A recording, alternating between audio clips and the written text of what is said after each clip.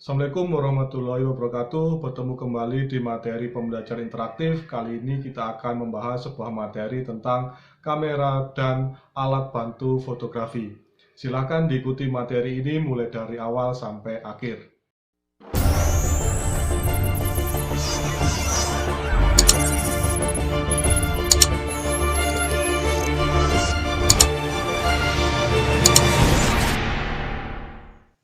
Oke, ya, sekarang kita masuk ke materi kita, kamera dan alat bantu fotografi.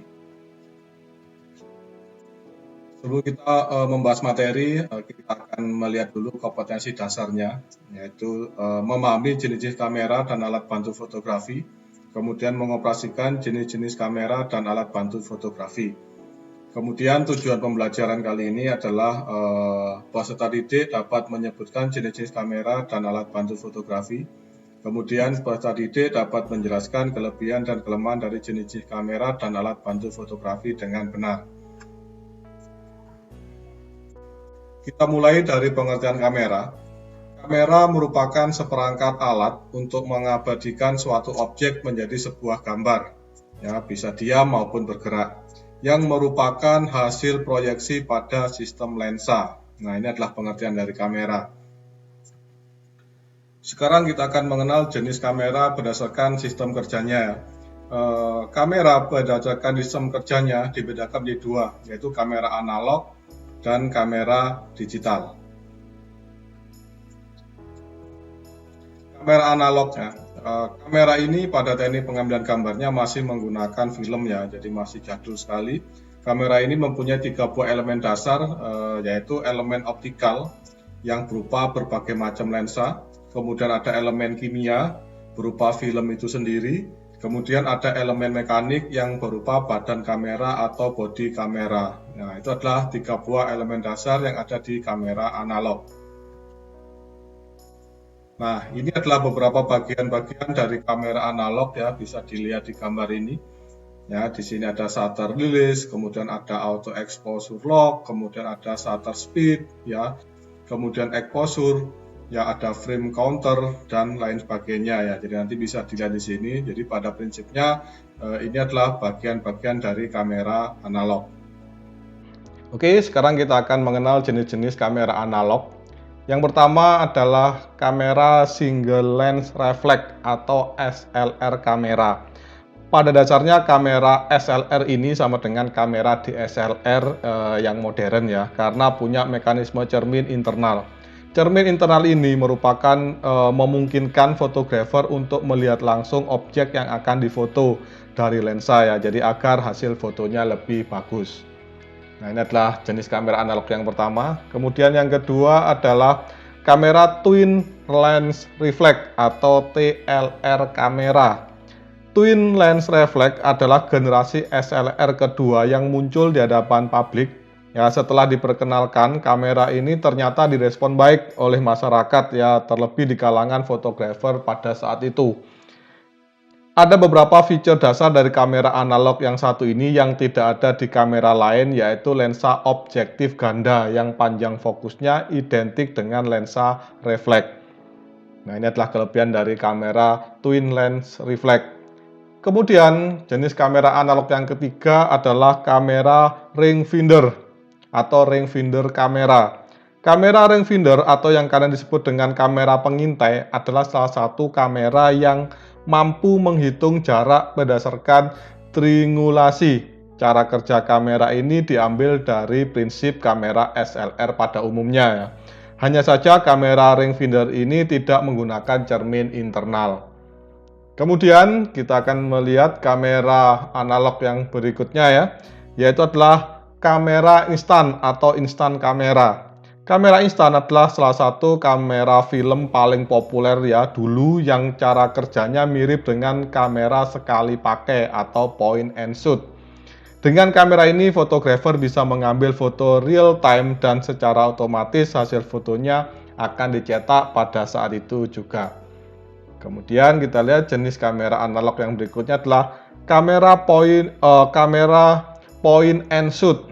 Ya, point and shoot kamera adalah salah satu kamera analog tanpa cermin internal dengan mekanisme yang agak rumit meski cukup ringan untuk dibawa ke sana kemari ya, karena kecil bentuknya. Kadang juga kamera ini disebut sebagai kamera sekali pakai karena roll filmnya yang tidak bisa dimuat ulang setelah digunakan. Oke, kita lihat jenis kamera analog yang berikutnya adalah kamera stereo atau stereo kamera. Kamera stereo adalah salah satu kamera yang punya kemampuan mengambil foto binokuler yang memungkinkan fotografer mengambil foto 3D. Jenis kamera ini pertama kali diperkenalkan oleh Jules Richard Verascope ya, yang kemudian diproduksi oleh Kodak untuk format realis. Jenis kamera berikutnya adalah kamera panorama atau panoramic kamera. Kamera panorama sebenarnya sudah diproduksi sejak tahun 1800-an. Model pertama yang sukses di pasaran adalah Megascope yang dibuat oleh fotografer asal Jerman Frederick von Martin akhir tahun 1844. Kamera analog yang berikutnya adalah jenisnya adalah kamera kotak atau box kamera. Ya. Seperti juga namanya, kamera box berbentuk kotak dari kardus atau plastik di mana satu lensanya berada di ujung kiri dan satunya lagi di kanan. Jika fotografer mengambil foto dengan kamera ini, maka tugasnya tinggal cekrek sana, cekrek sini karena semua sudah diatur secara default. Kemudian jenis kamera analog berikutnya adalah kamera lipat atau folding kamera.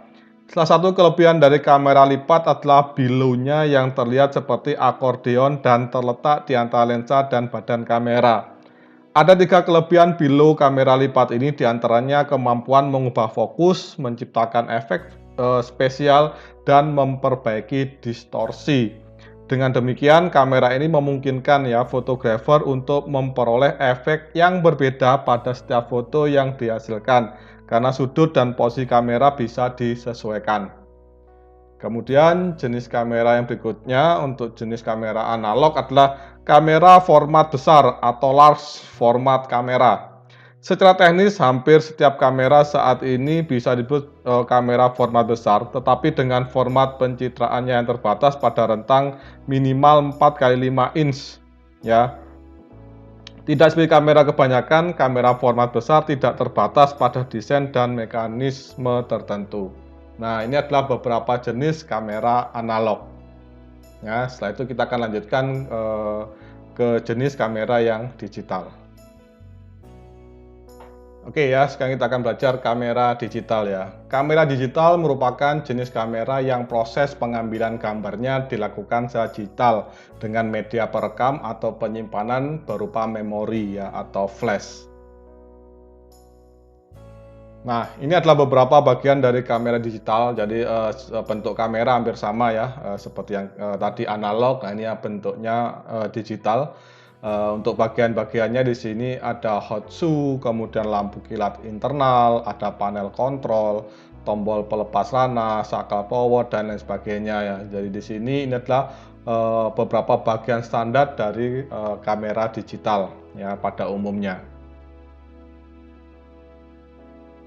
Oke ya, sekarang kita akan mempelajari tentang jenis dari kamera digital. Yang pertama adalah kamera saku atau compact kamera ya. Sejak sebelum era kamera digital, kamera saku sudah menemani analog ya atau single lens reflex atau SLR sebagai alternatif memotret yang mudah dibawa kemana-mana. Jadi bentuknya kecil ya, jadi tinggal dimasukkan di saku. Jadi makanya di sini namanya adalah kamera saku. Kemudian jenis kamera digital yang berikutnya adalah bridge kamera atau prosumer ya, lebih terkenal dengan istilah prosumer. Jenis kamera digital yang satu ini punya kemampuan yang lebih baik dibandingkan dengan kamera saku. Perbedaan yang paling mudah terlihat adalah mode manual dan auto yang sudah terdapat pada kamera prosumer. Kemampuan zoom lensanya juga jauh lebih mumpuni dari kamera saku. Nah, ini adalah kelebihan kamera bridge ya dibandingkan dengan kamera saku. Kemudian jenis kamera digital yang berikutnya adalah kamera mirrorless. Seperti namanya ya, kamera mirrorless memang tidak menggunakan cermin seperti halnya yang dimiliki oleh DSLR. Tanpa keberadaan cermin, kamera ini menjadi punya ukuran yang lebih kecil dan ringkas dari DSLR. Tapi kemampuannya bisa disetarakan dengan DSLR level middle end ya. Salah satu kelebihannya adalah lensa yang bisa dilepas seperti halnya DSLR sehingga bisa menyesuaikan dengan kebutuhan saat pemotretan. Kemudian kita lihat jenis kamera digital berikutnya. Nah, ini adalah kamera aksi atau action kamera. Ini merupakan tipe kamera digital yang banyak digandrungi anak muda belakangan ini ya. Jadi mungkin kalian juga salah satu yang menggandrungi jenis kamera ini. Baik itu yang doyan dengan olahraga ekstrim atau para vlogger ya. Biasanya para vlogger, nah ini pasti punya kamera jenis ini. Kamera aksi biasanya lebih banyak dipakai untuk merekam video ketimbang foto. Ya, dengan bentuknya yang lebih kecil dari kamera saku, kamera ini bisa dipasang di atas kendaraan atau di atas helm. Ya, kualitas dari kamera aksi sudah sangat mumpuni ya, bisa menghasilkan video 1080 pixel pada kecepatan 30 frame per second ya, atau 720 pixel pada 60 frame per second. Oke. Kita lihat jenis kamera berikutnya. Nah, ini yang paling terkenal ya, yang paling umum yaitu kamera digital ya, single lens reflex atau DSLR. Ini adalah kamera digital yang paling mumpuni di antara semua jenis kamera digital yang ada saat ini. Seperti pendahulunya di era analog, kamera DSLR juga memiliki banyak fitur yang berguna untuk bisa menghasilkan foto-foto yang menarik. DSLR memiliki varian lensa paling banyak dibandingkan dengan kamera digital lainnya. Dari mulai yang bersudut lebar seperti lensa fish eyes hingga lensa zoom yang mencapai lebih dari 500 mm. Nah ini yang sangat direkomendasikan ya dan sangat populer, yaitu adalah kamera DSLR. Kemudian berikutnya adalah kamera video. Kamera video juga merupakan perkembangan dari generasi sebelumnya di era analog ya. Jika sebelumnya dalam merekam menggunakan kaset atau CD, kini semua hasil rekaman sudah bisa disimpan dalam sebuah kartu memori ya. Jadi ini lebih canggih ya, jadi lebih digital.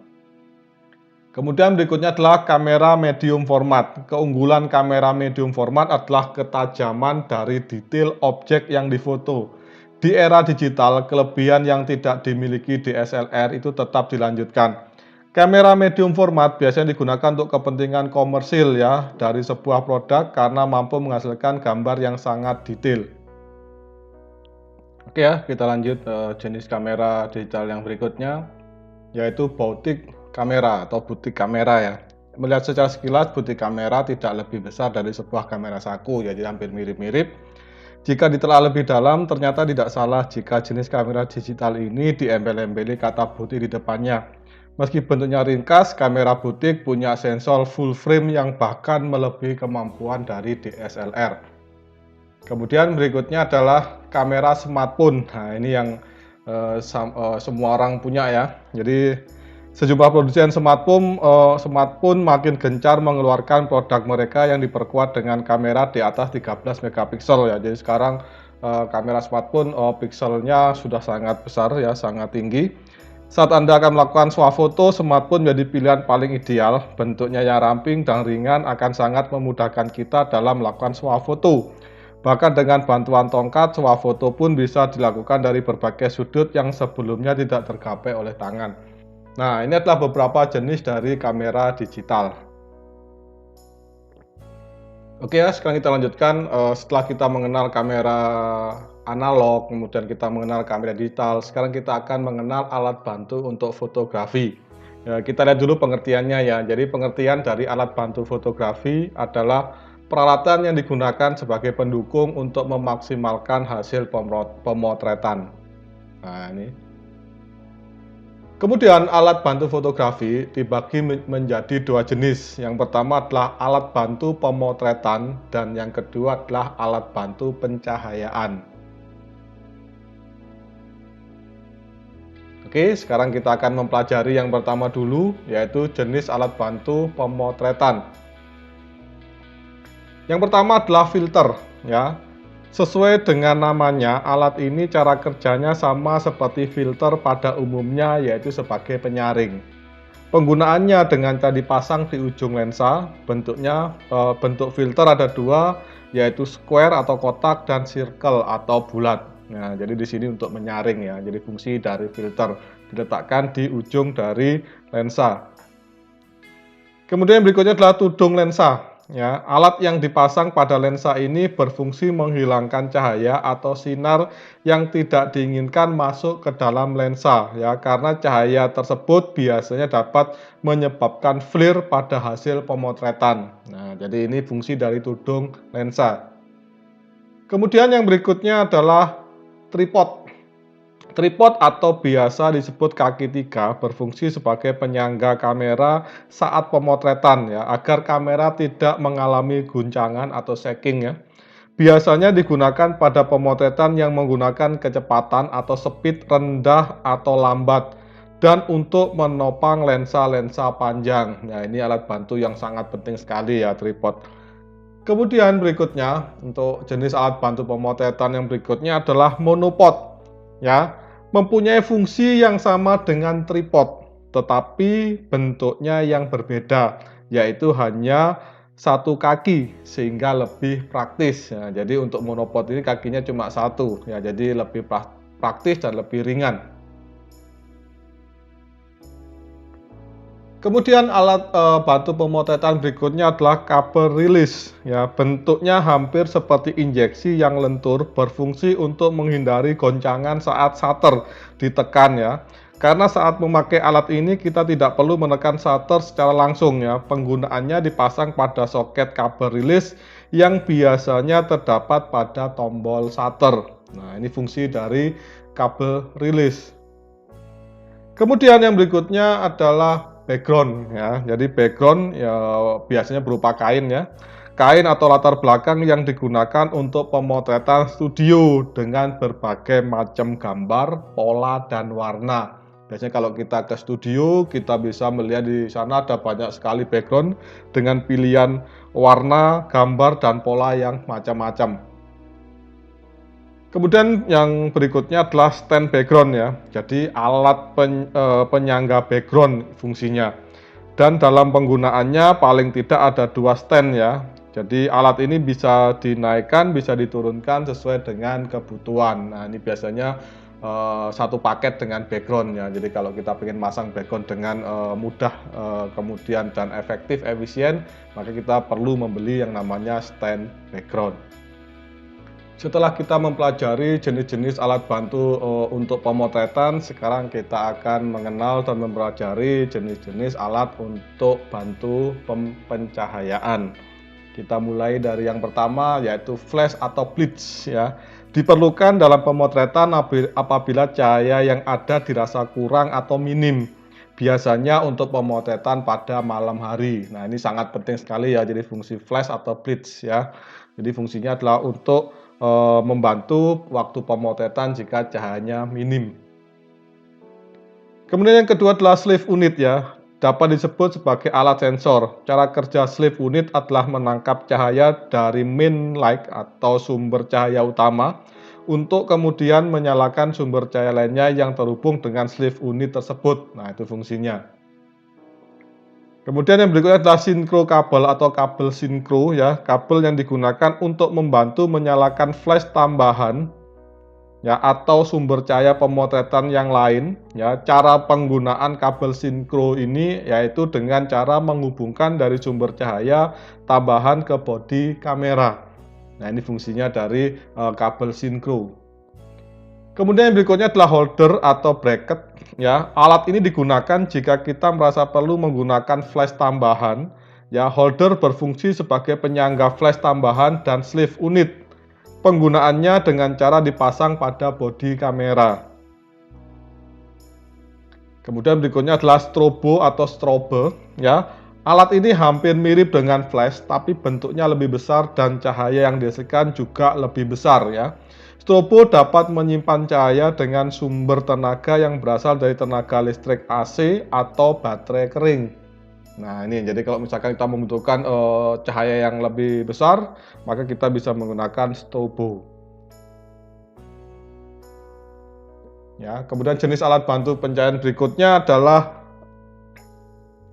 AC sleeve ya, hampir mirip dengan strobo cara kerjanya dan penggunaannya, tetapi sifat arah cahaya dari AC sleeve lebih melebar atau menyebar ke segala arah. Nah, ini ya, jadi itu bedanya.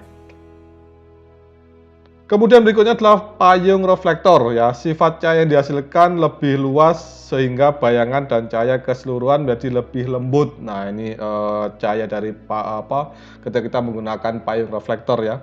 Payung reflektor memiliki bermacam-macam warna. Warna standarnya putih, tapi ada juga yang berwarna perak ya, untuk menghasilkan cahaya yang lebih kuat, dan warna emas untuk menghasilkan cahaya yang hangat. Ya, sumber cahaya alat ini biasanya dari strobo. Ya, jadi ini bisa digabung dengan strobo. Ya.